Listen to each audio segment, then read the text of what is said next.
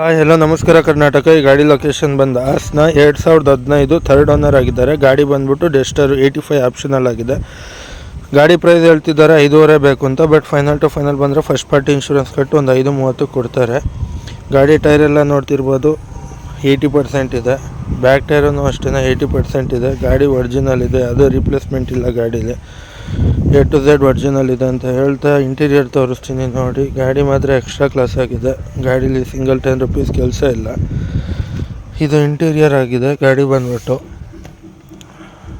Single ₹1 ಏನೂ ಕೆಲಸ ಇಲ್ಲ. ಗಾಡಿ ಮಾತ್ರ ಎಕ್ಸ್ಟ್ರಾ ಕ್ಲಾಸ್ ಆಗಿದೆ. ಒರಿಜಿನಲ್ ಪೇಂಟಲ್ಲಿದೆ, ಟಚ್ ಪಾಲಿಶ್ ಆಗಿದೆ ಗಾಡೀಲಿ. ಗಾಡಿ ಬಂದುಬಿಟ್ಟು ಓಡಿರೋದು 1,37,000 ಶೋರೂಮ್ ಹಿಸ್ಟ್ರಿ ಸಮೇತ ಇದೆ.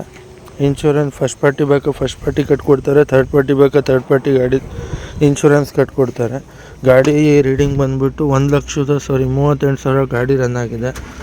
ಗಾಡಿ ಇಂಜಿನ್ ಸೌಂಡ್ ಕೇಳಿ. ಗಾಡಿ ಇಂಜಿನ್ ಸೌಂಡು ಬ್ಯಾಕ್ ಕಂಪ್ಲೇಸರ್ ಏನೂ ಇಲ್ಲ.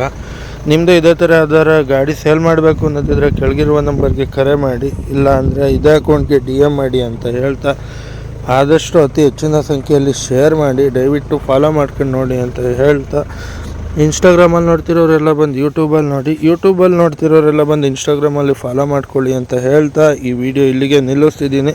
ಫುಲ್ ಡೀಟೇಲ್ಡ್ ಆಗಬೇಕು ಅಂತ ಅಂದರೆ ಕಮೆಂಟ್ ಮಾಡಿ. Thank you.